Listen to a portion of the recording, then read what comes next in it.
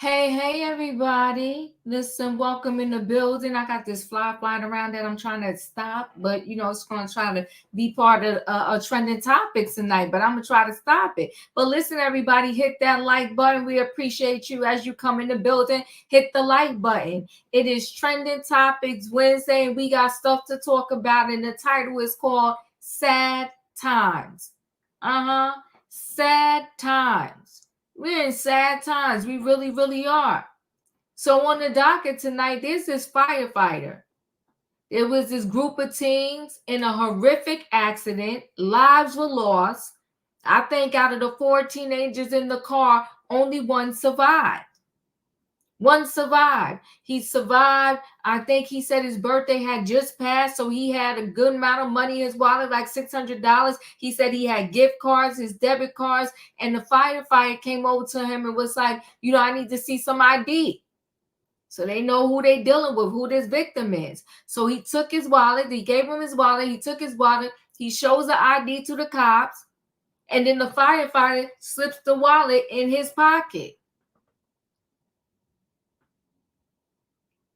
Slips the wallet in his pocket, going to the gas station and every place else with this young teenager's debit card. So the teenager lost his friends.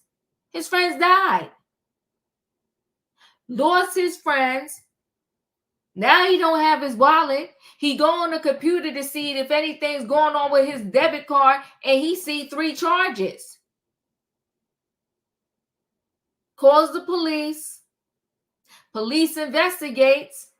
It's the firefighter that's supposed to be saving lives. He's stealing wallets from the victims. We're going to get into that story. That's sad times. I mean, if you need yourself a part-time job, get yourself a part-time job. I always had 2 jobs. I ain't happy about it, but I did what I had to do. At one time, this is back when, the people really still was into reading physical papers and you didn't read it online. I used to deliver papers. That was a rough job. God bless the people who did that.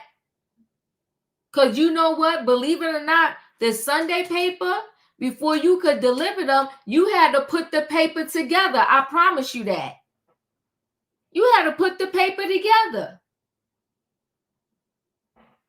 Then you go deliver the paper. Had to put the paper together. Yes, you did. So, we're going to talk about that firefighter. But like I said, sad times. Then we got this dad. The mom is an anesthesiologist. Not sure what the dad profession was. But you know what? They had 3 daughters.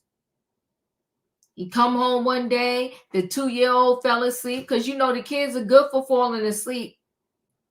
Now, if you have an updated car, the cars now, they do a little beep, beep, toot, toot to tell you before you get out the car, check your back seat. There were plenty of people, we ain't here to judge them, plenty of people that just forgot their child in the back seat of the car. One guy, he got on the train because his wife was used to taking the baby to the daycare. And that morning, the wife wanted him to take the child to the daycare. So he got on the train and forgot the baby was in the back seat. But he himself called the cops and said, oh my God, I left my baby in the car in the back seat. I'm about to get back on the train, come back or whatever. But they went and they got in the car and got the baby. But this guy right here, this dad, gets home, the baby was asleep. He left the baby in the car. God rest the baby's soul. The baby is no longer here, but the dad was in the house playing PlayStation. Playing with the PlayStation and forgot the hours, and it was 109 degrees outside. Now, when it's 109 degrees outside, inside the car, it's probably like 300, 400, 500 degrees. Mother came home, found a little girl in the car, gone. Gone. We're going to talk about it. We got an update with Salt and Pepper. Remember Pepper from Salt and Pepper? She had the incident with Southwest. She gave a little more context to TMZ, and she still don't really know why they took her off that plane. But she said they're going to have to answer her lawyer. Get your lawyer involved because it's messy. It's messy. Then we got Nicki Minaj and her husband, Kenneth Petty.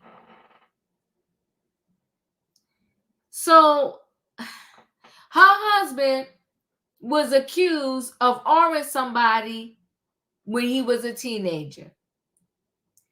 Allegedly, the young lady said when he married Nicki Minaj, Nicki and him allegedly was going around trying to threaten her to tell her recant her statement from when she was a teenager. First, they said that she recanted it, and she said, I never did. Then the young lady is saying that, they was trying to threaten her and tell her to recant it. So she's suing Kenneth Petty. But he's not showing up for the deposition. So she's asking the judge, she's asking everybody, please help me. Make this man show up. She wants justice. Sad times. Sad times. You cannot rewrite history. But people do try. Nicki, when you married Kenneth Petty, you knew about his past. And you should have been smart enough to know that it could potentially impact you. And you can't rewrite history. It was what it was. It happened. So this man, for the rest of his life, wherever he goes, he has to register as an S-offender. They wanted her to recant her statement so that he could walk around and go around and not have to register and not have to be known as an S-offender. But that young lady, God bless her, because it takes a lot to stand your ground. She's standing her ground. She's like, I ain't taking it back because it happened to me. So we're going to talk about that story. We got stuff to talk about tonight. Listen, I'm glad y'all hanging out with me on this Wednesday night for Trending Topics. I appreciate y'all for being here. Somebody in the chat put hashtag sad times. Sad times. And y'all know what I need because I'm about to bring the people on in the building. I need a what in the chat? I need a choo-choo. Thank you, in my opinion. All aboard, everybody. It is Wednesday night Trending Topics, and we got stuff to talk about. Tonight's title is called Sad Times. We got the firefighter. He's supposed to be going to save the people, and allegedly he's stealing from them. We got the PlayStation dad. Extremely sad. Left his little daughter in the car, left the air conditioner on, but he knew after 30 minutes it would automatically turn off. She's gone. Sad times. Then we got Nicki Minaj and Kenneth Petty. They want to rewrite history, but you can't do that. So we're going to get into these stories. Let me go ahead and load this train up and bring the people on in the building. Make sure you purchasing your ticket. That y'all got to hit that like button, people. Hit the like button. Hey, Leo. Hey, Diva, I can see that fly in my screen, girl. I'm trying to swat him away myself. Ain't you trying to get him? Because he playing game. He playing me out. He playing me out. I've been trying to get him all day. Been playing me out. Yes. Hey, in my opinion. Hey, Felicia. Hey, Diva. Hey, Katrina. Hey, Dustin. Hey, Hello, Diva. Diva. Hello, chat. Hey, Julius. Listen, people, if you ever want to come up, well, we got seats on the train tonight. I'm going to say something right. Hold on 1 second, please. Click on the link there and come on through, okay? Because we got a little bit of room on the train tonight if you ever want to hang out with us. Now, listen, guys, I got to give y'all a little update before we get into our stories tonight. Let me give you a little update on Pepper, you know, she spoke a little bit more, and she said she's still shocked. She still don't really know what happened on that Southwest fight. I mean, they just played her out all the way, okay? And when they gave her a refund for her tickets, then the cops came and escorted her off, talking about people can't be here in the airport if they don't have no ticket. I said, these people is just as crazy. I mean, this is the craziest story yet. I mean, it's just absolutely crazy. Let me just see. Let's see. You know, my computer is acting up today. I might have to come back to this story. Let's see. No, there we go. I might be able to get into it.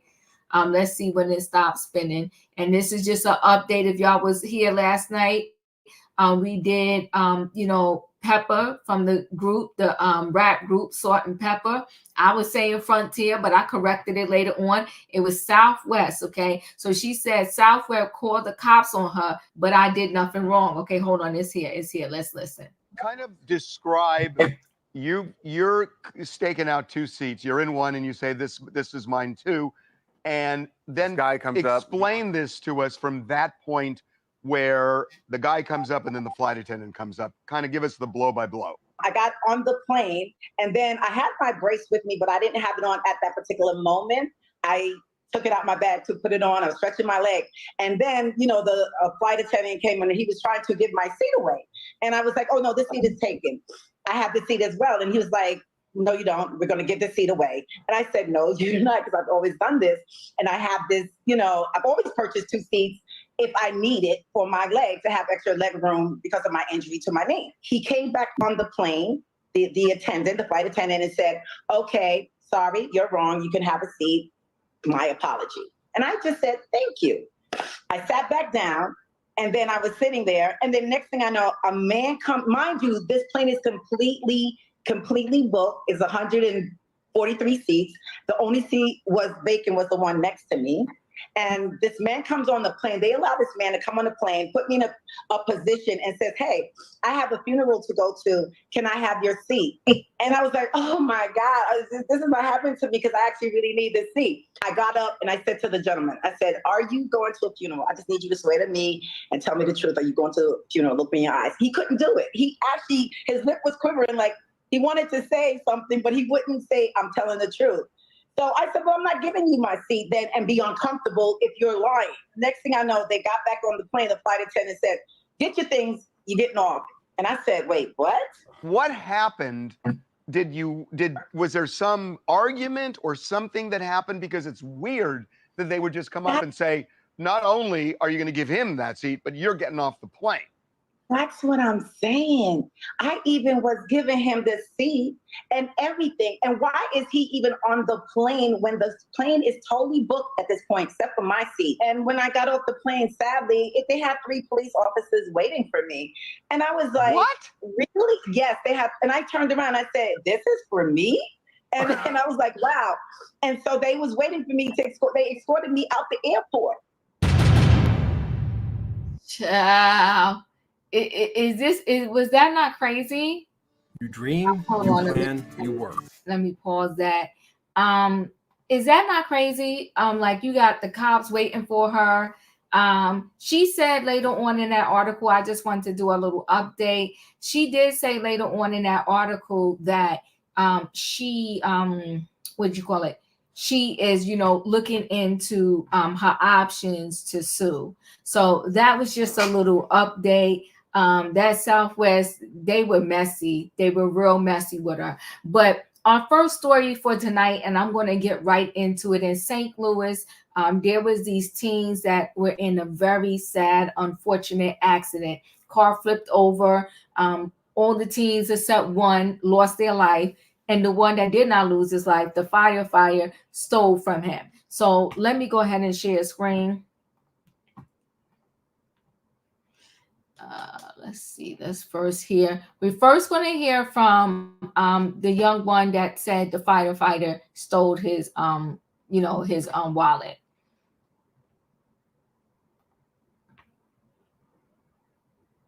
Gotprint provides hundreds of ways.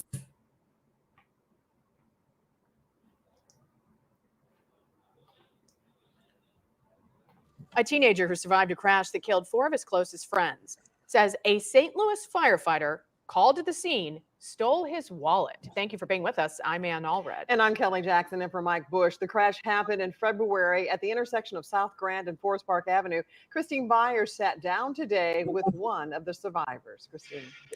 Kelly, Seven Robinson is still recovering from both broken bones, a concussion, and a back injury he suffered during the crash that killed 4 of his friends. Now, on top of that, he's trying to wrap his mind around how a firefighter could have used credit cards from his wallet and still have a job. That was crazy to me because it's like you don't really hear about firefighters doing stuff like that. Seven Robinson turned 18 just 3 days before he crawled away from this crash at Forest Park Avenue and South Grand Boulevard on February 26th. I had like $674 in cash, 2 gift cards that I got for my birthday. And he had his credit cards in his wallet. He says he was sitting on a curb when a man asked him for his ID. And I never see my wallet back. When he got home from the hospital, he realized his credit card had been used. So I go check my bank statements. Waterway, $87. Waterway, $22. Convenience store, $22. All these random charges that wasn't me. He called police. The times that that he swiped my card were at 6 o'clock in the morning of the accident, the day of the accident, February 26th. So he probably got off work and just went swipe. Multiple sources familiar with this investigation tell 5 on Your Side body camera footage and surveillance footage from the places where the credit card was used led them to a St. Louis firefighter. I saw the body cam footage. You could literally see him look in the wallet and kind of like close it and put it to a side. Everything he did was like, this is not his first time doing this. Sources tell 5 on Your Side the firefighter in question told police he forgot putting the victim's wallet in his pocket for safekeeping and used the credit card by mistake. How could you get that confused? The credit union has returned the money. Seven says he still doesn't have his wallet, his ID, or the cash. And his girlfriend just gave birth to his son. It's hurtful. It wasn't just an accident. It was deaths of youth. But you took from people that could have been dead. St. Louis Fire Department Captain Leon Whitener told 5 on Your Side Friday the police investigation found no wrongdoing and the firefighter was back to work. That conflicts with information St. Louis Police Sergeant Charles Wall told us today, which is that the investigation is still underway and police plan to apply for charges soon. Whew. All right, I need to add more to this story. Hold on one second.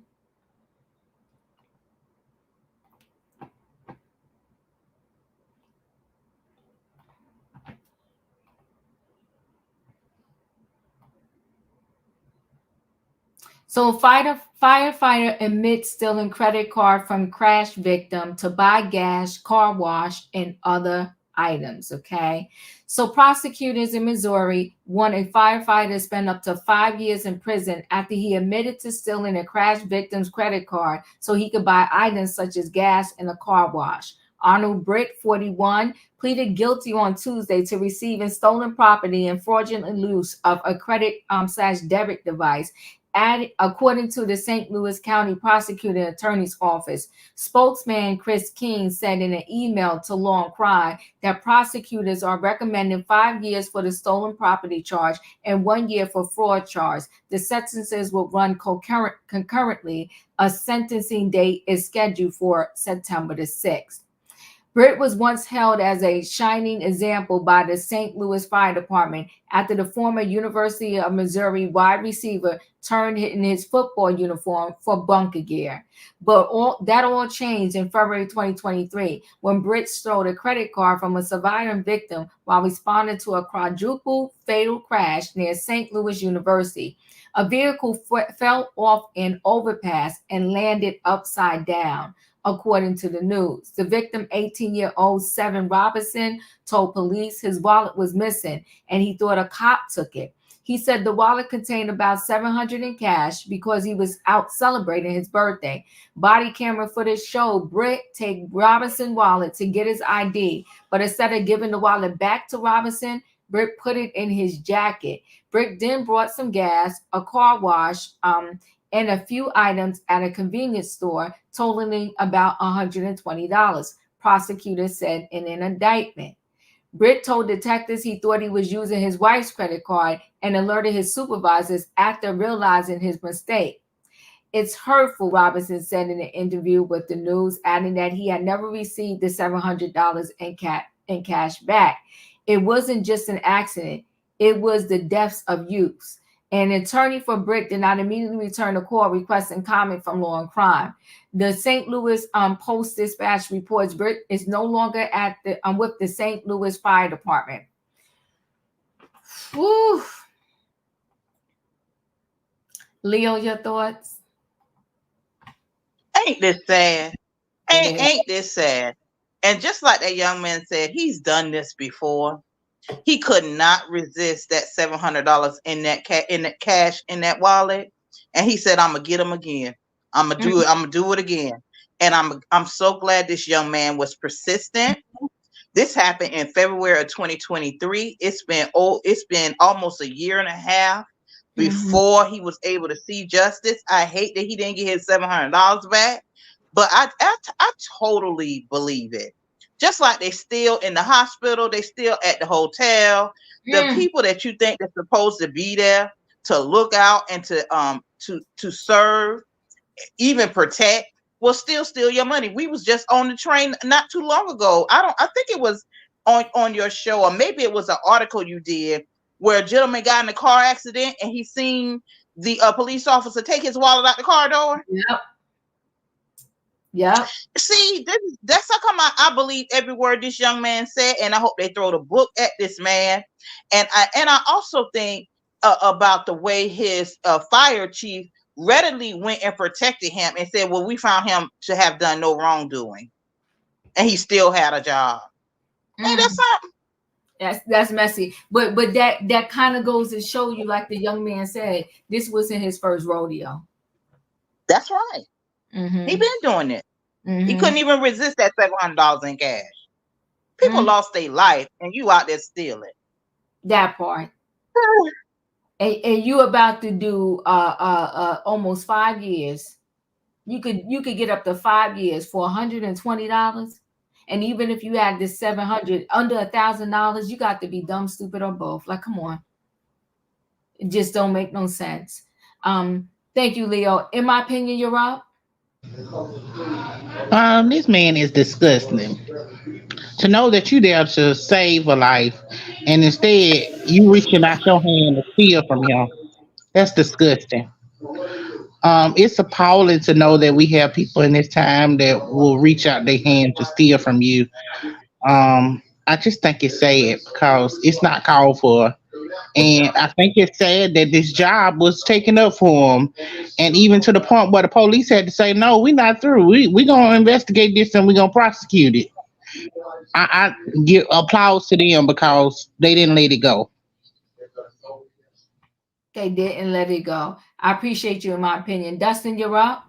I think that he should be charged with everything that he's being thrown at the book, and that's just sad, Diva.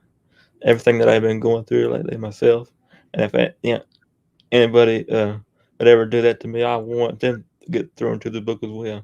So I think that he's going to get a rude awakening, and I hope he gets to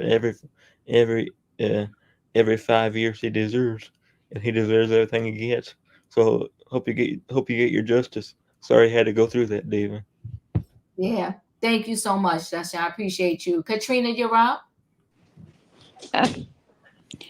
Not only do this young man have to deal with the loss of his friends, going through pain, going through injuries in the hospital, and yet still, you steal his wallet. And then you lie. Talking about you thought it was your wife's credit card. Be for real. You already stole the money. So why you just didn't use the money instead of swiping his credit card? And then the thing of it is, what are you buying at a convenience store? Well, stuff is high for $100 and some at a convenience store. That's ridiculous and sad. And this reminds me of that cop stealing that other guy's money. They do it. They do it all the time. And they get away with it. And it's sad. And I hope they prosecute him to the fullest extent. And I hope that some kind of way they give that guy back his money or do something or make this man pay his money back. Even though I don't know if they can prove that the money was in there or whatsoever, but I think he should get some type of justice because this is sad and ridiculous. And then he said he got a child on the way. When he lived through that crash on his birthday, that was your rebirth. So whatever he does, I hope he has a better life. I hope he get released from his pain, and I just hope everything just comes to fruition for him. That's all I got. Thank you, Katrina. Felicia, you're up. Well, good evening, everyone. You know, I tell you, there's predators everywhere. There you are amongst the dead and nearly dead, and they're still robbing and stealing from you. Oh my gosh. It is just so sad that it was a firefighter. Firefighters are so respected and so honorable on a whole. And now you have this one out here for a couple of dollars, blaming it on his wife. Shame on you. I'm glad to hear he was let go, and I hope he cannot continue any kind of civil service career anywhere else in this country. Nowhere. I'm done. I appreciate you. Julius, you're up.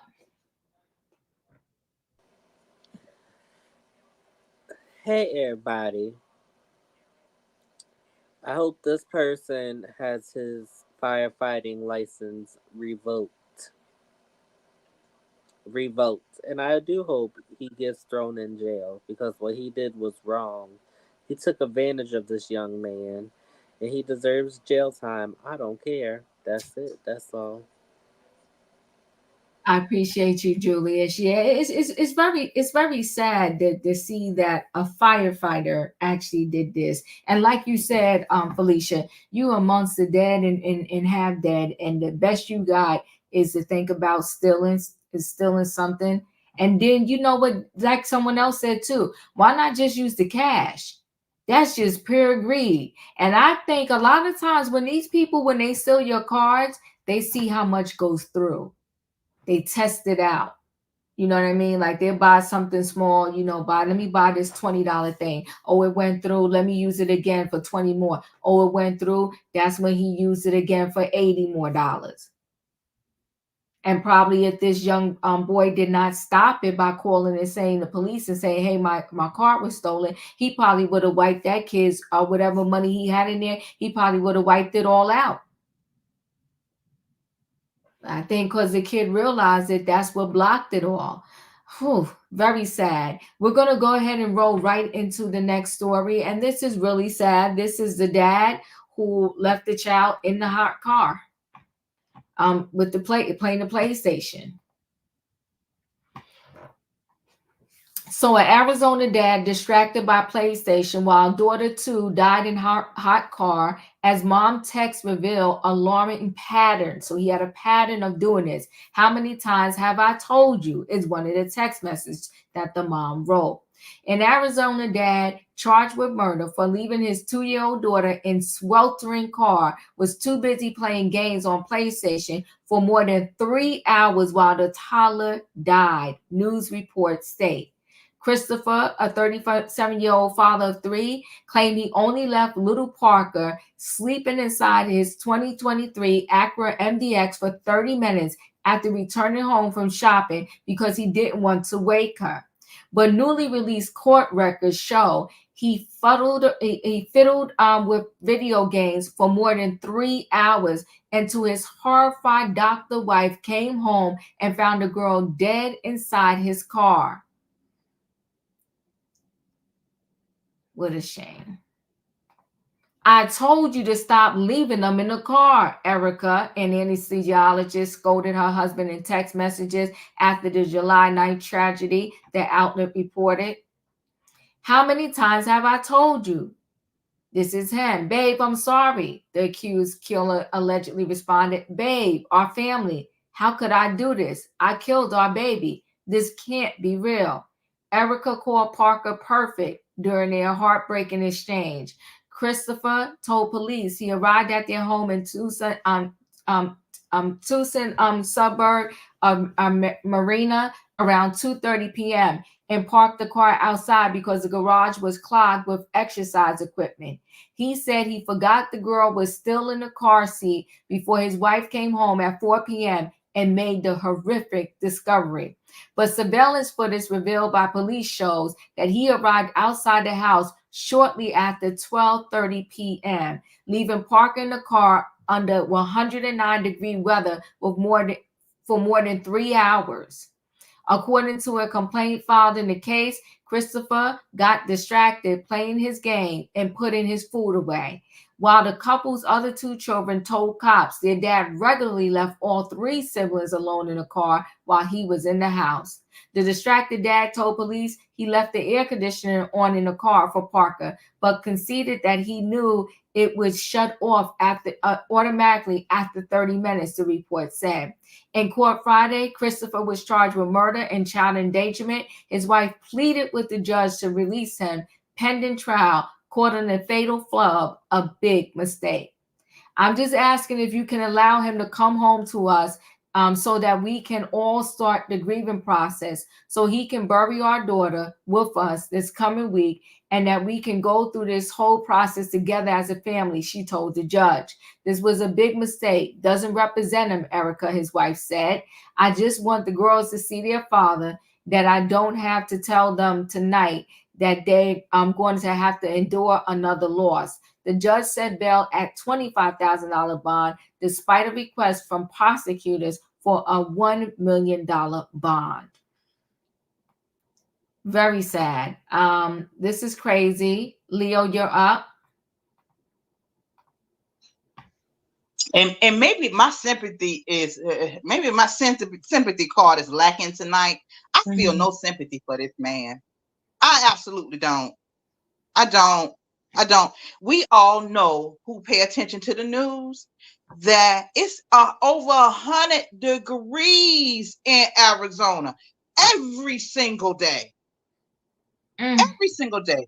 And what I do know that people make mistakes, but according to her and her children, to this mother and her children, they repeatedly told this man to stop leaving the kids in the car. Okay? Repeatedly. You gotta, if that's the father of your children, you gotta work with him on how he does things. But I don't think that I don't think I would have him escort my children in the car if I could help it. I call my mama now, my best friend, somebody. Or either call him every hour on the hour, every 30 minutes to make sure he got the car clear and the kids ain't sitting in the car. Every 15 minutes, I will be called a house phone. I would ring. I learned how to message that damn PlayStation, because you can do that too on a PlayStation. I would have to be extra responsible for him, because obviously he don't know how to keep his mind on the most important things. So he should go to jail.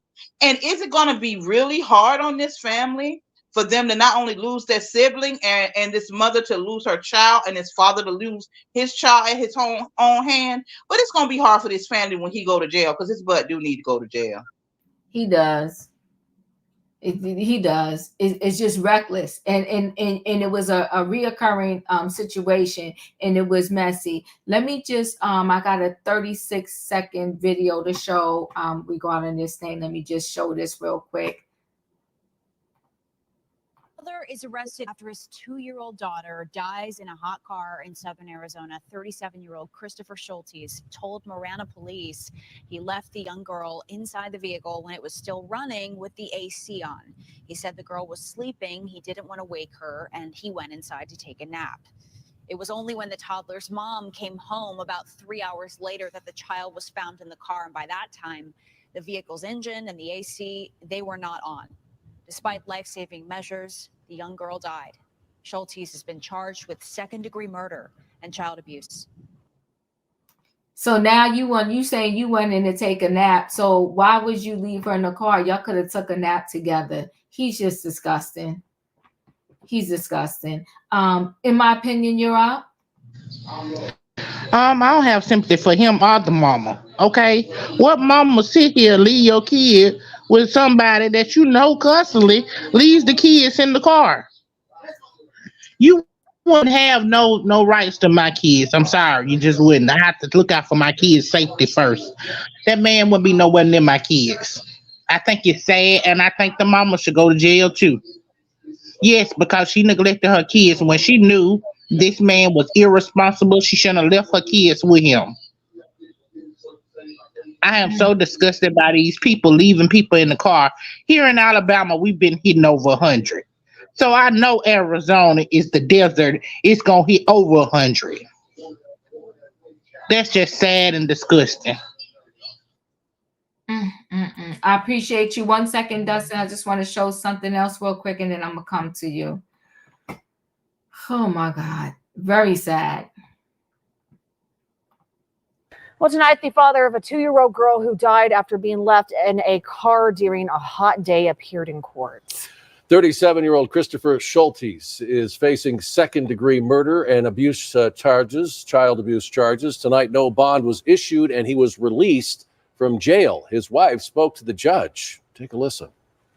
I'm just asking if you can allow him to come home to us so we can all start the grieving process so that he can bury our daughter with us this upcoming week and that we can go through this whole process together as a family. This was a big mistake, and I think that this doesn't represent him.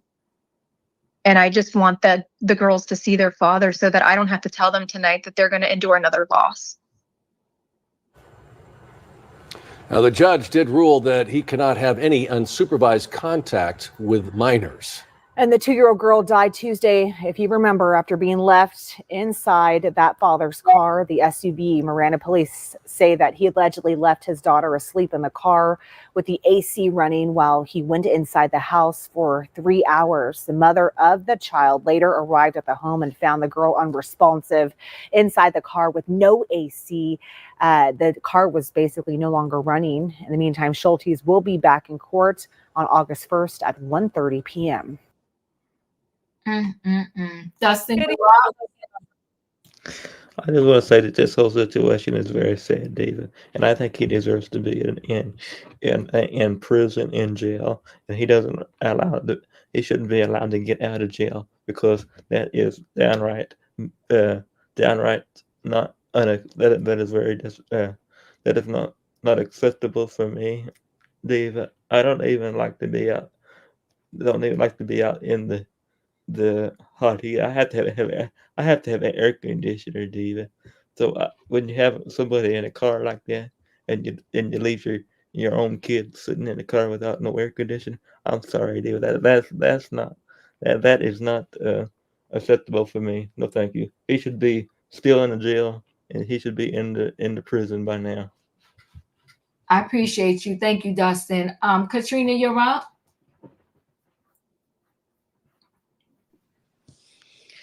Okay, I thought he was supposed to be playing PlayStation.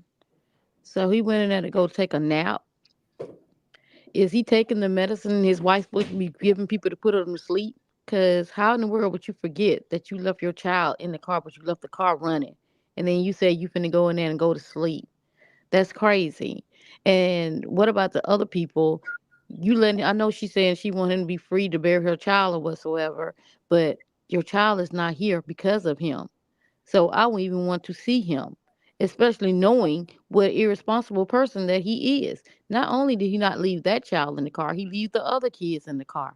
Do he not just want the kids for anything? Because that seems like he don't want to be bothered. He don't want to. Why you just can take it to a daycare, put child care, do something because you don't want to be bothered with these kids. And the thing that gets me is we have people trying to get their kids to go to a better school and they get clanked up because they put a different address down. But you going free and you let your child basically cooked inside of a car. That is totally ridiculous and sad. No, he don't need to be out. They let him come to the funeral clanked up, and that's exactly what he should be doing. Because that's ridiculous. It kills me when they do stuff to kids. It's just really ridiculous and pathetic. And like I said, if you went in there to go take a nap, you went in there for 3 hours to take a nap, but you forgot your child was in the car. Like I said, maybe he using the medicine to let his wife putting these people to sleep with, because something wrong with him and her. That's all I got, Diva. I appreciate you. I'm coming to you, Felicia. Give me 1 second. I'm going to just show this one more clip here. New at 5, we are getting a look at the text messages exchanged between the Miranda husband and wife following the death of their 2-year-old who was left inside a hot car. And we have new information about the 911 call made about that situation. News 4 Tucson has obtained the interim complaint from Pima County, which reveals 37-year-old Chris Schultes knew that he had left his toddler in the car last Tuesday. Text messages between the couple indicate this isn't the first time the father may have left his children alone in the car. Through interviews with Schultes' 2 other children, they claimed their dad had left all 3 kids in the car regularly and stated that the father got distracted by playing his game and putting his food away when their sister was in the car. We are also learning the car was parked in direct sunlight. It was 109 degrees at the time of the call. After the toddler was found unresponsive and was on the way to the hospital, the wife sent her husband a text stating, "I told you to stop leaving them in the car. How many times have I told you?" In which Schultes responded, "Babe, I'm sorry." The wife replied, "We have lost her. She was perfect." Chris then said, "Babe, our family. How could I do this? I killed our baby. This can't be real." Coming up on News 4 Tucson. Felicia, you're up. Yes, it is real. It's absolutely real. So, was that him rocking back and forth in front of the camera? In the court with the white on. Yeah. So he's detoxing from something. Oh my gosh. That's what's happening there. He's going through some kind of detox. So let's talk about substance abuses, and let's put video games under it, okay? If you know anybody who plays a game or they're in front of the game, they could be there for hours. They don't know nothing about time and space and energy and responsibilities. That's what they're doing. They are totally addicted to playing these video games. So it's similar to when you take any kind of drug, or or you're consuming alcohol, or you can't control your sexual desires. And so that's right up there with all of that. And then you had showed us those beautiful photos of the family. My first instinct was he didn't want this baby. This baby wasn't a boy. He already had 2 girls. Here come another girl. Nope. He didn't value this baby. Didn't care about that baby. Didn't care about them 2 girls. She knew it. But what I learned from that last piece is she values him more than she does her children. Woo! So I'm going to have to ride with opinion on this one. I think she should go to the jail with him so she can mourn with him behind bars. Yes, I do. They could be in maybe some jail where maybe every now and then they can see each other and they can just mourn together. And those children need to be in some kind of protective custody. I noticed that the judge said he is not to be contacting his daughters. So what is he saying to his children? Is he threatening them? Why did you tell the police that I left you in a car alone? I don't know what their communication was, but the judge told him, you can't be talking to your daughters via text or any other way anymore. So even though the mother knows that the father, her husband, has murdered their child, she's still putting them on the phone or something and exposing them to this person. So much so, she wants him to come out with clinked up or not, to come more on the outside. No, you love him that much, more on the inside. She needs to be charged. They both need to be behind bars. Do some time. I'm done.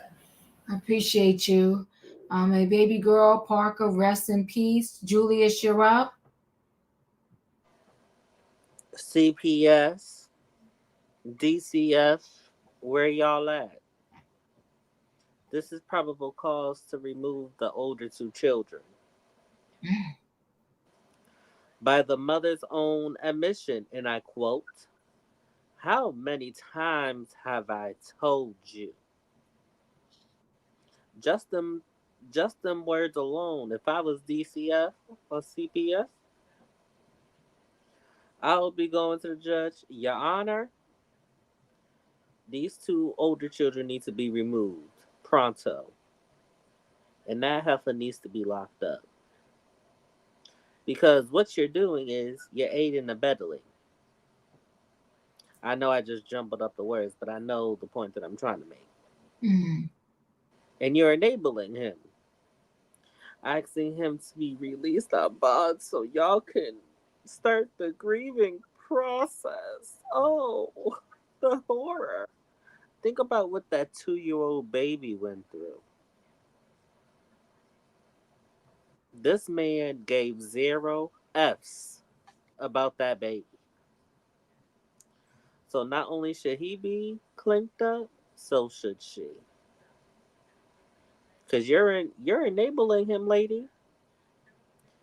And you just maybe lose sympathy for you, but I have it for all 3 of your children. Because he's like, during the text exchange, the classic gaslighting and manipulation, like, this can't be real. It is real. He knew what he was doing. And the thing about it is, if I was a grieving parent, I would have all sorts of emotion. She said, so we could start the grieving process. So you didn't even care that your baby died. You're the worst kind. So if I was the DCF or CPS, whatever Arizona uses, lock her up too.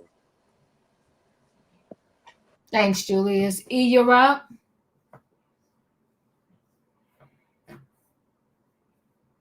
Can you hear us, E? Are you there?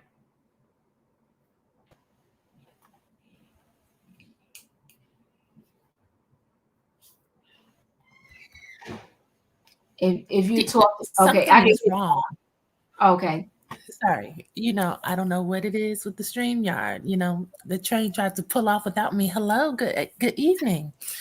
I love stories like this because, we just talked last week about how children who grow up under single mothers have a harder life on average and more complications than those who grow up in a nuclear family structure. And the point I was trying to illustrate that night, and I'm going to stand 10 toes down on tonight, is living in a 2-parent household is not always better. This story is a prime example. This man left his child in the car with the windows up and no AC by his own admission for at least 2.5 hours. And the first thing he does when he realizes that the child is unalive is he sends a text message. Oh, I unalived the kid. I could not imagine. And her dumb, he didn't send that. He didn't send that then. When she was on the way to the hospital, she texted him, and that's when his text exchange started to come. We don't need any text. That's not something you text me. There's no way you could have sent me a text like that. And I would not have dialed your number and got you on the telephone. What do you mean? You did what to my child? Like, I don't understand that. And he says he was in the house playing the video game, but you are aware that you can do more on a PlayStation than play video games if that's truly what you were occupied with. 2.5 hours 3 hours is a long time to be in a house without hearing someone asking for food and hearing them in the next room playing with their toys. And on the PlayStation, you can chat, you can video chat, you can interact with people around the world. It's very similar to Instagram in that way. And that's the only thing that makes sense to me as to why you don't want to be distracted, because I thought I heard you say that he has done this previously. And the 2 oldest girls said that he has left all 3 of them in the car before. And so that's the only reason that you don't want to be distracted in a family residence and you don't want anyone to see or hear what you are doing is you're doing something other than gaming. But my mind immediately goes to what this child must have endured or been thinking, waking up in extreme heat conditions and the whole family has left her there deserted. How loud must this baby have cried and for how long? Just confusion and being terrified. Hell no. leave him in that prison and throw away the key. Go to hell, sir. This makes me angry. And the problem I see with the entire family structure is in this household, it seems like it is a typical Project 2025 family structure. 2 parents and mom is at work and the dad is always with the kids. Why? Where does he work? That's a problem for me. 3 hours gaming on average. Let him tell it. This ain't the first time. And getting your food and then having to go to sleep. This is supposed to be a 2-parent household. This is supposed to be smooth. It's ridiculous. And the woman is so self-centered and so glued to this man that the love of the children comes third to that. Working is primary, the husband is second, and then come the children, just like Cardi B says. So now you have this she's also male identified, and so she's completely detached from this loss here. I don't think she's even had time to process, and she's not giving herself permission to process the loss of the child, because what did she just say to the judge? We got to let him come home so we can all start grieving together. Oh, hell no, he's the cause of it. And so that tells you right there. Even though the judge said he could not have contact with the children, it tells you right there, if they let him out, she will let him around the kids anyway, even if it costs her freedom. You know, I agree with Felicia.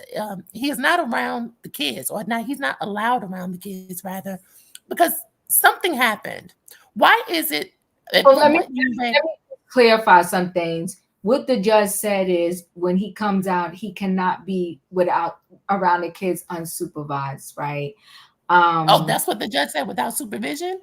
Mm-hmm. That's still a problem. And how can the mother supervise him when she's always at work? But go ahead. No, but I just wanted to add that context to the conversation. My only question is, were the 2 oldest girls in the house while the baby was in the car? I'm guessing they were. I don't know, because it doesn't give that, but the kids were interviewed. So now I think where they got PlayStation from that article is because when they interviewed the kids, they said that, you know, when dad has left us, all 3 of us in a car before, and he was playing his game, right? But I guess when the cops came, I'm gonna allege that he didn't tell the truth. He told whatever story he thought was going to sound good, because you sound stupid to say that the girl was in the car sleeping. You went in the house to take a nap. If that was the case, why not bring the sleeping girl in the house, and then everybody you could take a nap. Everybody's taking a nap together. He didn't want to wake her up, and he knew. So he tried to say he left the car running, but he also knew that car was going to shut off after 30 minutes. So that's why I wanted to know where were the other 2 girls? I'm thinking in the house. And so what has he said to them that would make them be afraid to go out and go and get their younger sister? Because at that particular age, you don't forget that your sister is not in the house. That is something. I have 5 sisters. That is something that you will be concerned about. And so what has he said to those children? It's something else. And that's why I'm leaning towards Felicia about him not liking. There was some resentment there towards that child, because she's the only one that's left outside. She's the only one left outside that day. I think because the kids, this was their norm. You know, the kids probably really didn't think much of it, because the other 2 is the one that told the cops, like, you know, he's done that to all 3 of us plenty of times. They probably didn't think anything of it, because in their head, right, nobody never not survived. It's a sad thing all around. Huh? Yes, cruelty. Did you say that? It's cruelty. Oh, absolutely. Yes. Absolutely. But the wife knew too, right? Because she said in the text message, how many times have I told you to stop doing this? So obviously this man, I'm taking a guess, allegedly doesn't work, right? Allegedly doesn't work. Allegedly is a stay-at-home dad, and he's just on a regular basis allegedly just left the kids in the car to fend for themselves after he came back from outings, so he could be on that. Diva, that ain't no dad. That's a stay-at-home fool. That ain't no daddy. Yeah, somebody said pure evil, and I do agree. Pure evil. Either way, this whole situation is just super, super, super sad. But I also think it's the strain. I'm still, you know, a true family household is the best when it is the best. But this man is who he was before the wife married him. And the sadder part is you knew he had a habit. This was a habit of him leaving these kids in a car like that. So, you know, she should have made alternative arrangements so that these children wouldn't be under his watch when she had to work. But just very sad that this 2-year-old is no longer here. Yeah. So let's go ahead. Did somebody on this? Yeah, I would like to add just one more thing. I don't think this was a habit. I think this was punishment. I don't want you all around me. I don't want you in the house. I don't like you. Go somewhere. Lock you up in the car. Leave you someplace. Leave me alone. You don't like the wife either. I mean, a habit is one thing. Intentional. This was intentional. I know it's hard to take into your heart, your spirit, that a parent doesn't like their child, don't care for them. If you're cooking the son and you die, well, whatever.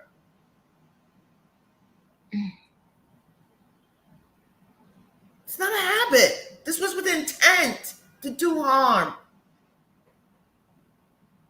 I want this mother to start her grieving process behind bars.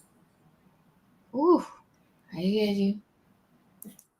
And them kids removed out the household. Ooh, yeah. Yeah. She definitely could have hired a nanny. Why you gotta hire a nanny when you got this big old man in the house? Again, this is punishment. She's punishing him for probably not having a job, for not holding up his end, for not being the man she wanted him to be. At the expense or maybe of your even control his pee. Because if you don't have the children and you got free time, maybe you're in the bed with your neighbor. Get rid of him. Because he's still in the bed with the neighbor while the baby's in the car. Okay. So now he can go be with one of his cellmates. Go ahead, do that. All right, you talking his language. Choo-choo. Maria said, Diva, that woman have lost her mind. This man has left her child in the car and her baby girl lost her life. And she in court trying to plead with the judge to let him out of jail. She's delusional. That's right. I would have been doing a bid beating his behind is what I would have been doing. That lady past delusional.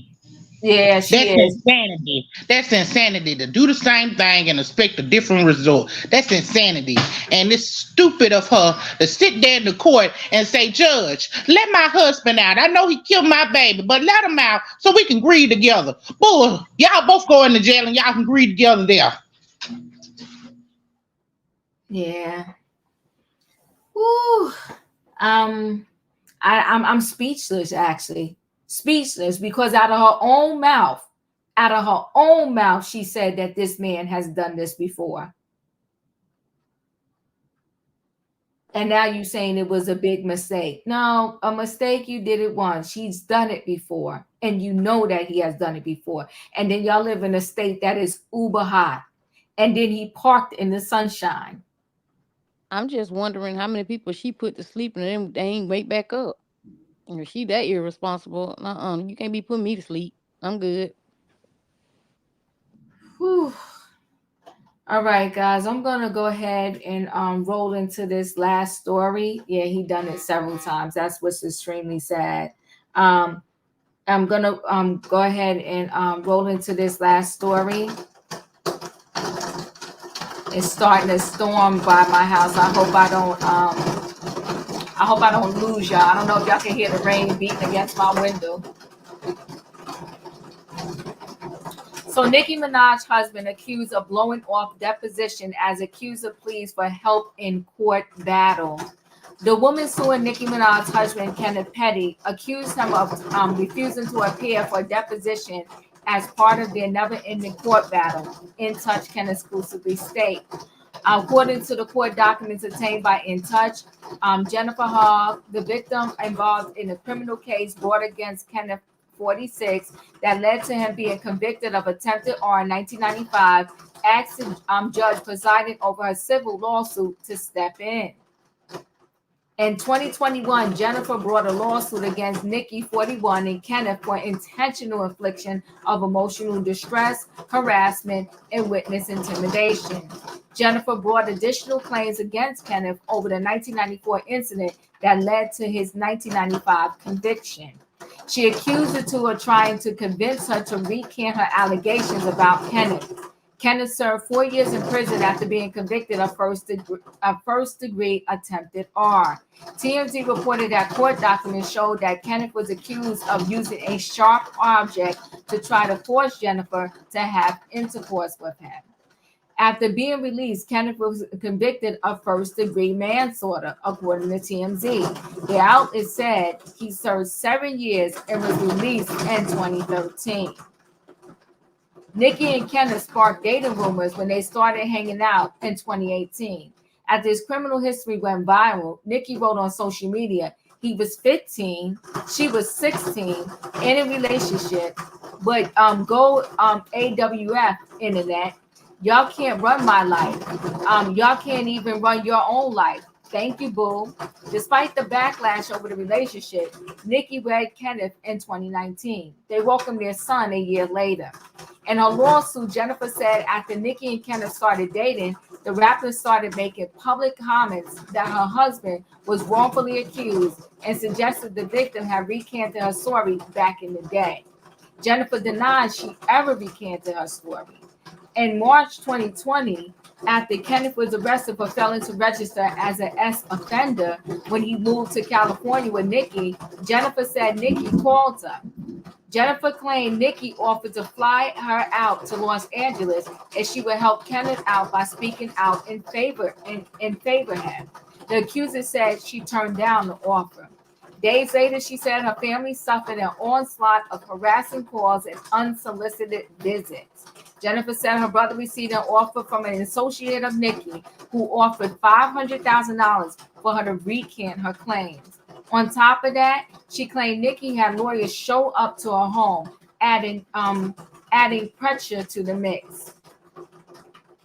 The alleged victim said she had to move out of fear for her safety. Nicki and Kenneth denied all allegations of wrongdoing. The rapper denied she reached out to Jennifer and said Jennifer was the one who first contacted her, and it was after she claimed she was forced to move due to harassment. Further, Nicki argued Jennifer's story about the alleged $500,000 offer had changed over time. Jennifer dismissed all claims against Nicki in early 2022. However, the case remains open against Kenneth. In her new letter to the judge, Jennifer claims she sat for a 6.5-hour deposition on July 9th. Her lawyer said toward the end of the deposition, Kenneth's counsel began harassing Jennifer with questions that were wholly inappropriate and unrelated to the case. Counsel for Kenneth was asking Jennifer questions concerning whether Jennifer colluded with the federal government. After Jennifer said no to multiple variations of the question, Kenneth's counsel began questioning Jennifer about her thoughts on Hollywood movies and began questioning her about either the Spider-Man or Batman movies. Jennifer's lawyer said after several warnings to move on from his pointless and harassing line of questioning, he ended the deposition. As a result, Jennifer's lawyer said Kenneth Singh refused to present him for the scheduled deposition on July 16th. This is the third time Kevin has adjourned or refused to appear for a deposition. Time after time, counsel for defendant Stephen Isner came up with excuse after excuse to delay Jennifer's right to depose Kenneth. Jennifer asked for permission to file a motion to compel Kenneth appear for a deposition in the case. At the moment, Kenneth is on probation after being sentenced for failing to register as an S offender when he moved with Nicki Minaj. Oh, this is so messy. And this case is actually so sad. This girl has been trying to fight this thing for a while now. Leo, your thoughts? It really is sad. I really I pray for her strength and her courage and her endurance, because she is really gonna have to be in for the marathon for this one, because these people are not going to be easy to wrangle into the court system. She has been strong all this time to still keep pursuing her case, and I just encourage her to continue to do so. As far as the Pettys are concerned, I don't know what it is to have to, or to feel like you need to seek a mate or a partner with so much baggage. Manslaughter? Girl, give me a break. All them people attempted arm? You can't find nobody in your tax bracket today. It just seems as though, to me, he is far more trouble than he is worth. Yes. I'm gonna get off the line because I can't. I ain't mad at you. Felicia, you up? So I'm not really processing. So he doesn't show up for a deposition.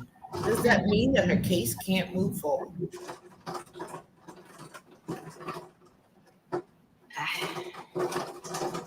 I guess not.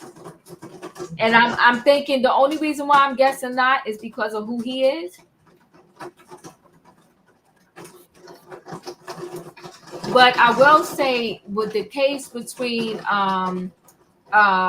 Giselle and Robin for from the Real Housewives of Potomac over their name Reasonably Shady, when what's his name, Eminem didn't show up, their thing got delayed because they tried to fight, like she's fighting for Kenneth to show up. They tried to fight for Eminem to show up, and then finally the judge ruled is saying you're gonna just have to speak to his lawyer. All right. Well, I wish her continued endurance. I believe she has a winnable case. I just, if someone doesn't show up for a deposition, just the same way you don't show up to court, and after a certain amount of times you default, I would imagine that you would somehow default and they move forward.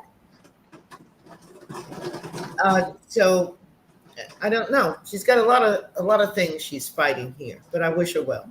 I wish her well too. Julius, you're up. Nicki always been trouble when it comes to that boy. I still remember the statement that she said when the Pulse nightclub tragedy happened. And she said, I believe what the Bible says. You know what her husband is? That's what she attained that the people from Pulse was. And I disagree with wholeheartedly. And I have been seeing through her for the last 8 years. And this treatment of this person who has an actual reason to fight for her right and everything else, they want to draw out the process. But I say to this young lady, stand firm and stay strong in the faith, because this too shall pass and you will be victorious. And remember this, the battle is not yours, it's the Lord's. And he will see it in your favor. Do not waver, because that's what the enemy and his minions want. Appreciate you, Julius. Dustin, you're up. I wish her well, and Diva. I hope she wins in the courtroom, but you never know what you're going to win or lose. So I wish her well in that whole situation, Diva. I appreciate you, Dustin. Katrina, you're up. Diva, you need to see if that rain wearing a ski mask, because it sounds like you're trying to break in your house. With Nicki, with Nicki and those person, it's crazy. And like I said, Nikki knew that guy before he got clanked up, because when he got out, how would a person like that get in touch with Nikki without knowing her before? So I think they went together when they was younger or something like that. But what can we expect when her brother has done the same thing and she defended him? So with this girl and trying to intimidate this girl and strong arm her into saying something that she know what happened was true, that you're trying to get her to lie about it just because you want him to travel all over the world with you because he can't, because he's a SO. It's totally sad. And like I said, Nikki has done some questionable things herself and said some questionable things herself. And hopefully this girl will get justice and everything that she needs. But see, Nick and them got the money to fight more than this girl does. But hopefully everything will come full circle for her, dealing with the trauma that she had to deal with, then dealing with him trying to intimidate her.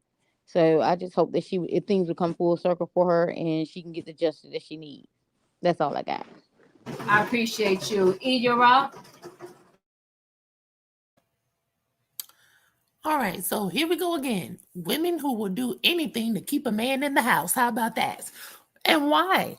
I mean, Nikki is not like the woman in the previous story. If I'm not mistaken, Nikki does have help, hired help.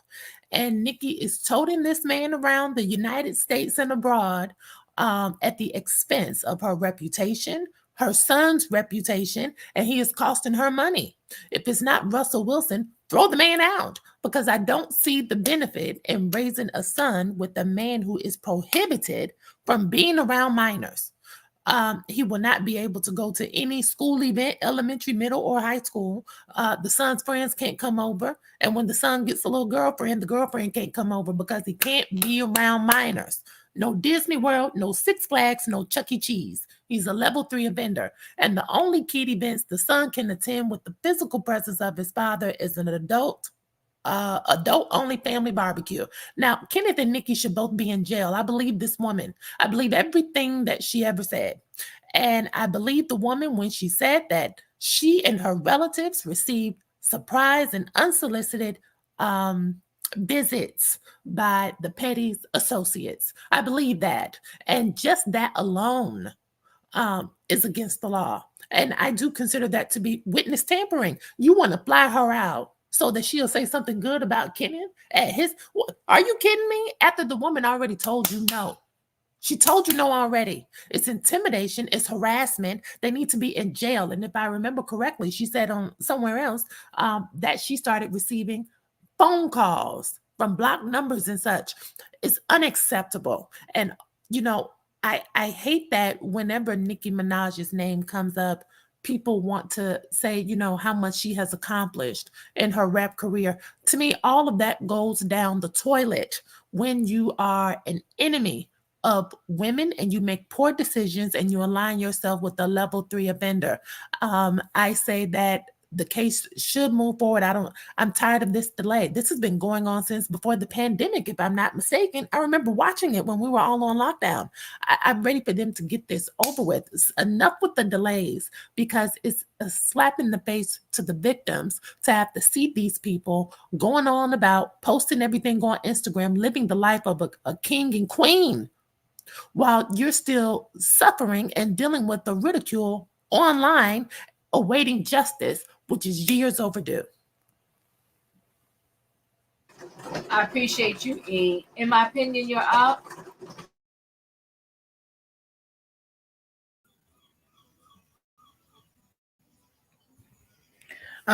Kenneth Petty and Nicki Minaj has harassed this lady to no end.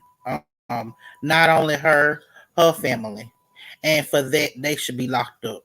Now, we all know that in law, you can't take back something that you've been convicted of. You can't take it back. I don't care how much they tried to pay this girl and everything. You can't take it back. She can't, even if she wanted to, she can't take it back. So now y'all are harassing her family to the point where they have to be in the witness protection. I mean, you don't show up for a deposition. This is ridiculous. This family has been misplaced for far too long for this to keep going on. I'm surprised that the state hasn't stepped in yet. But I'm pretty sure Nicki Minaj, with her underbuilt self, is paying off somebody to keep this from going to deposition and making him be there, because you know she'll do anything for that pig.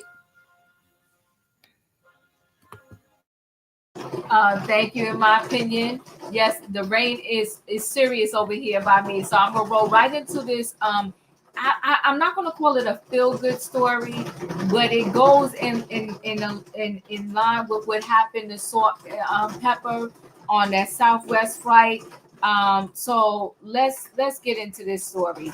Hold on one second, guys.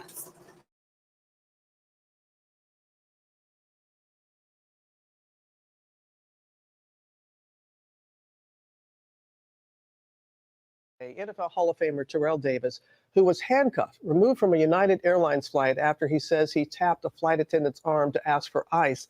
Davis was a star running back for 7 seasons, winning 2 consecutive Super Bowls with the Denver Broncos. He said the incident, which happened in front of his wife, Tamiko, and children, has left him humiliated, powerless, and angry. He and his wife, Tamiko, join us live right now here in the studio. Thank you both. No, thank you for having us here. I really appreciate this. We much rather not be here. I know. Talking about this under these circumstances, but it's necessary, right? We have to come here. Our kids are in California on vacation, and we were enjoying that, and they're wondering why mom and dad are not there with them now. But you want to be the voice for the voiceless. So let's take us, for people who are not familiar with the story. You're on a flight. Beverage service starts. Tell us what happens. I mean, it's an ordinary flight. They have the beverage service that starts, and I'm in row 11, and I'm in the aisle. My oldest son is right next to me in the middle seat. My youngest son is in the window seat. My wife is across the aisle, and my wife and daughter across the aisle in one row back. And so it's a typical flight, nothing out of the ordinary. Beverage service starts, and the gentleman pulls up, and I'm reading a magazine. My kids are playing with their iPads, so I heard him ask, like, what do you want? Like, beverage, what do you want? And they were busy playing with the iPad, so they didn't respond. And I remember the tone got a little bit more aggressive. And I was like, man, that was kind of rude for him to ask my kids like that. So they got startled. They ordered their drinks. And I remember this, he puts the drinks on the tray, but with force. Like he just kind of slams it down. They say, thank you. He doesn't say anything. So I was like, all right, whatever. So he asked me my order. I give him my order. Again, kind of slams the drink down. And again, I'm thinking, well, what is going on with this guy? But whatever. As he gives me my drink, he starts to move the cart. And my son says, excuse me, might I have some ice? And he obviously didn't hear my son ask for ice. So he moved the cart probably past my seat. And so my hand was up like, excuse me. And then I finally said, excuse me, can I get some ice? I just tapped him on the shoulder. He swings his arm back and said, don't hit me. And I'm like, dude, I didn't hit you. And then he rushes up to the front of the plane. He leaves the cart right there. And a gentleman in front of me turns around and says, I saw everything. I saw that. Like why did you didn't hit him? I'm like, of course I didn't hit him. So as I'm sitting there on the plane, it was bizarre because he's up there for a couple of minutes. And again, I was like, whatever. So I started reading the magazine. So you don't think anything of it? Nothing of it. Yeah. He comes back. He puts the cup of ice on my son's tray. He then takes the cart and takes it back up to first class. And about 3 minutes later, another flight attendant takes over. She brings the cart down, starts servicing the area, and that's it. But then I don't see him for the rest of the flight. You don't see him for the rest of the flight. But what did you see when you landed? What did you hear and see once the plane had that's landed? A different story there. I mean, when we landed, they told everybody to remain in their seats because for whatever reason. And I thought it was a medical emergency. I fly a lot, so I've seen that before where they say, stay in your seat, someone they need to tend to. And so I've seen that before. So again, I'm just reading a magazine and 4 or 5 minutes pass. And then my head is down and I can hear like the walkie-talkies. I hear a lot of the gear and wrestling of like, you can hear when they come on. And everybody, you can kind of hear like the awls or like, you can hear people, the reactions to them coming on. Yeah. When you say they coming on, who's coming on? The FBI? FBI, big FBI letters on the jackets. Big as daylight. Can't miss it. Yeah. Okay. FBI, I believe it was Orange County Sheriff Department. Guys with green. I didn't know who they were at the time, but you can tell it was law enforcement. Law enforcement. without without explaining to me why they were doing it. They walk up to me and the guy he whispers in my ear. He says, "Don't fight it," and he puts cuffs on me While he's still while I'm sitting down. With everybody still on the plane. Everybody's on the Still plane. He never introduced, acknowledged or confirmed that it was Terrell. Or say, "Hey, here's why. Here's what why happened." we're doing this, or nothing. Can I ask what happened? He just walked straight up to him and placed hands. And what was it like for you, Tamika, to see your husband in handcuffs? I thought it was a joke, because what else could it be? And I saw the agents come on, so of course it caught my attention like everyone else, and they just walked straight up to Terrell and just played. And so I jumped out of my seat and I said, "Wait a minute, like what's going on?" And I hopped over the woman next to me. And I was kind of like to Terrell, "Are you joking? Like, is this a practical, is this a prank?" Like, and he just said quietly, "No, it's not." And I'm looking at my sons who are sitting right next to him, watching their dad being handcuffed. And what could we do? And I'm asking them, what is going on? Like, why are you doing this? Why? And they pick him, have him stand up and pull him out. So I go after him and he's telling me to stop. And then I'm standing there. The kids are still sitting in their seat. Everyone's staring at us. It was just. And the children are ages 9 to 13? We have 13. Our sons are 13 and 11. Our daughter is 9. Mm-hmm. No one helped me. Yeah. No, they came back. They asked for a jacket to drape over Terrell's wrist. I said, "Can we get off the plane?" So I yelled to the kids, "Let's go." I grabbed Terrell's bag out of the overhead. Where do we go? Like, what do we do? I want to go with him. No one, we were just left to fend for ourselves on a flight with everyone staring at us. And United said this. They said, "We removed the flight attendant from duty while they closely look into this matter and are reviewing their policies around incidents like this." They also say they have reached out to apologize. Have they? And what do you want to see, both of you want to see happen here? Well, number one, they have not reached out to me and apologized. They reached out to my attorney, but I have not heard from them directly. And so that to me is a problem. I want them to take more accountability. The apology was it's pretty issued generic. to the media. Yeah, We've not had any communication from them directly. What is your reason for going public with this? Well, a number of reasons. Number one, to affect change. If I don't speak on this, lots of people, as a matter of fact, contacted me after this, and they're sending me text messages saying that the same thing happened to them. And I can't sit there and knowing what happened to me and how I felt. I felt demoralized. I felt embarrassed, humiliated. I felt like my dignity was stripped from me right in front of my children and my family. Mm. And I want United to be held accountable. Got to be held accountable for this. Well, I know that you've had some tough conversations with your 3 children, and I hope that they're doing well, and appreciate your willingness to come forward and to speak for the reasons that you said. And please let us know going forward. Thank you. Thank you, Rob. Appreciate it. You all right, Tamika? Yeah, Yeah. I'll be fine. Thank you both so very much. you. All right. First on. You can't walk while black. You can't fly while black. This is insane. I'll go around, give everybody 60 seconds in case they want to say something on this story. Leo, your thoughts? Oh, this is tragic. This is tragic. This is tragic, and I don't want their apology. I want them to come up with different policy or how they're gonna treat people. I'm sick of hearing these stories. I'm over it. Southwest and now United. So no flying Southwest and no flying United. That's all I got, Diva. And thank you, Felicia.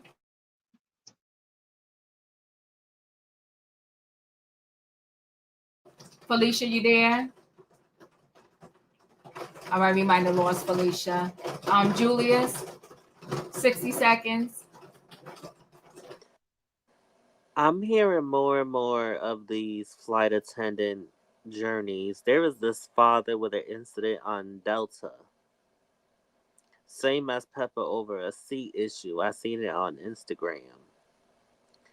This is becoming more prevalent and it's unacceptable. Folks thinking that they're law enforcement and misjudge people for what? Unless they do something like that girl in that story we did, I believe, a week ago. Stop prejudging people and let people enjoy their flights because they're terrified enough to be 30, 40,000 feet in the air. Cut the crap. Go ahead. Hey, Felicia. Diva. Yes. Sorry about that. I'm having big storms over here too. Okay. I think the most important thing about this story right here is what they have done. They have lawyered up. And I think that's what we're going to have to do with these airlines. You're going to have to put in your complaint officially. You don't have to spend a lot of money. You might be able to go online and find a draft or something to file a complaint. I'm embarrassed for all of us that a paying passenger can get handcuffed in the seat. In the seat. And they say, yeah, bring a jacket so we can cover the clinks on your wrist. No. An apology is not enough. It broke my heart when he said, what about my dignity? So no, United got to do better. They're going to have to come through with more. I'm done.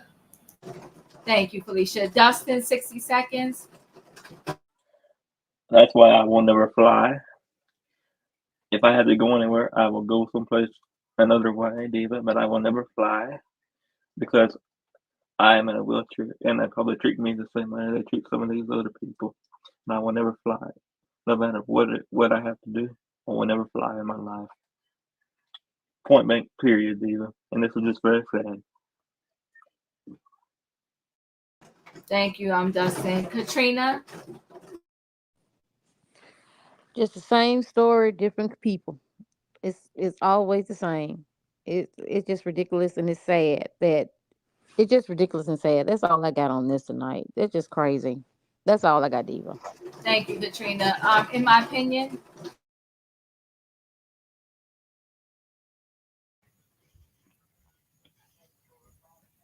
This is not just happening at the airlines. So I need y'all to be vigilant. Okay, we are in shaky waters and times are changing. And as much as we want to say that we're free, we are not. Okay. I've had an incident at Social Security offices where somebody didn't want to service me. And he didn't even look at my documents and he said, oh no, you got the wrong thing. And I went and got a whole nother number, got somebody else, got my documents. So this is not just happening at the airports. It's happening in your grocery stores. It's happening in your Social Security office, in your every office. You need to be vigilant. You need to keep a calm head and you need to write this stuff down. And you need to vote. Don't take your rights for granted. And we need to start suing these people and holding them accountable. Y'all have a wonderful night and y'all stay blessed. thank you. Listen, everybody, I got to go because this rain is trying to come up in my house, okay? Listen, guys, I appreciate y'all for being here. If you didn't hit this like button on the way in, hit the like button on the way out. Stay safe out there. This is tragic. So sad. So sad. And it happened in front of his family and nobody tried to help the wife and the kids. Just very sad. Anyway, guys, hit the like button. I'll see you on the next trending topics. Thanks for spending time with me. Good night and goodbye, everybody.